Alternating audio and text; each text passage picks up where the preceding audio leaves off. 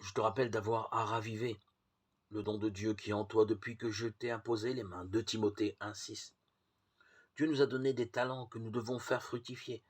C'est lui qui plante la semence.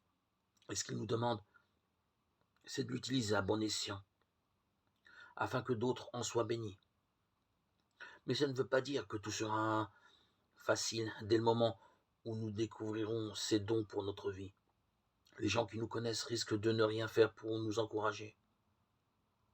Jésus a souffert de ce rejet de la part de sa famille, mais cela ne l'a pas dérouté de son chemin. Matthieu 12, 46, 50. Et que dire de David?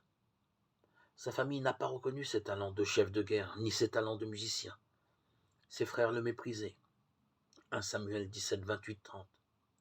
À leurs yeux, il n'était que le petit frère, tout juste bon à garder les moutons.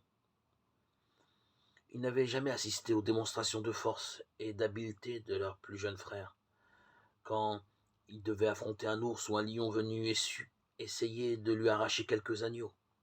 Mais dans cette solitude, David avait appris à développer ses talents qui lui permettraient de monter sur le trône d'Israël. Même le prophète Samuel n'avait pas reconnu l'onction de Dieu sur David. Il était impressionné par la stature d'Eliab, le frère aîné de David, et Dieu fut obligé de lui rappeler qu'il ne regardait pas l'apparence. Ne te laisse pas impressionner par sa belle apparence et par sa taille imposante, car je ne l'ai pas choisi.